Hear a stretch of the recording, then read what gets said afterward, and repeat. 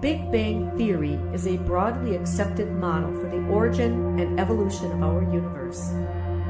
It postulates that 14 billion years ago, the portion of the universe we can see today was only a few millimeters, if that, across. It has since expanded from this hot, dense state into the vast and much cooler cosmos we currently inhabit.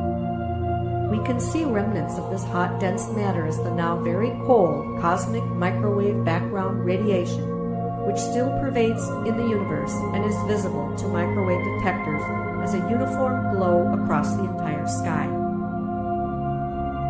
The Wilkinson Microwave Anisotropy Probe, better known as WMAP, was a NASA Explorer mission. It had produced a wealth of precise and accurate cosmological information.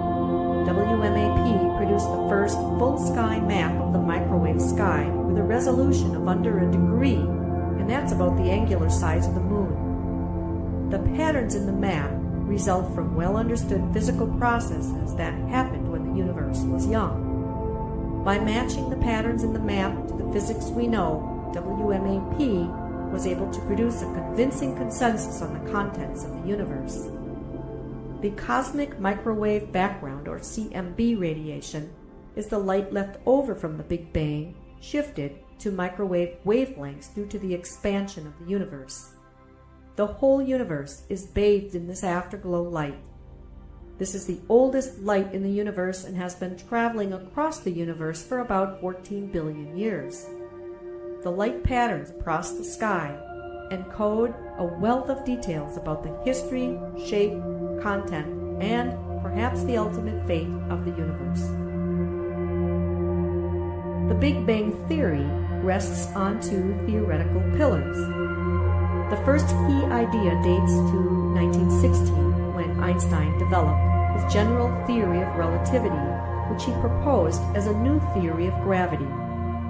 His theory generalizes Isaac Newton's original theory of gravity in that it is supposed to be valid for bodies in motion as well as bodies at rest. Newton's gravity is only valid for bodies at rest or moving very slowly compared to the speed of light. A key concept of general relativity is that gravity is no longer described by a gravitational field, but rather it is supposed to be a distortion of space and time itself. Physicist John Wheeler put it well when he said, "Matter tells space how to curve, and space tells matter how to move." Originally, the theory was able to account for peculiarities in the orbit of Mercury and the bending of light by the sun, both unexplained in Isaac Newton's theory of gravity.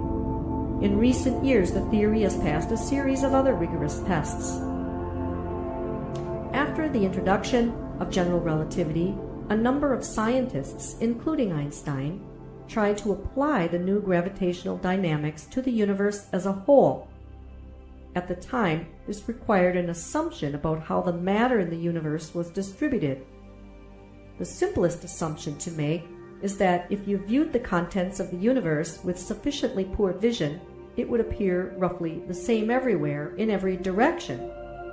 That is, the matter in the universe is homogeneous and isotropic when averaged over very large scales. This is called the cosmological principle.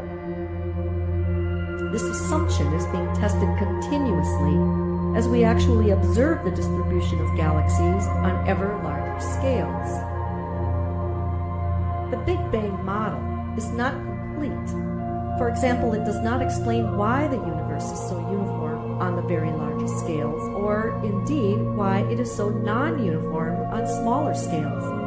In other words, how stars and galaxies came to be. The Big Bang model is based on the cosmological principle, which assumes that matter in the universe is uniformly distributed on all scales, large and small. This is a very useful approximation that allows one to develop the basic Big Bang scenario, but a more complete understanding of our universe requires going beyond the cosmological principle.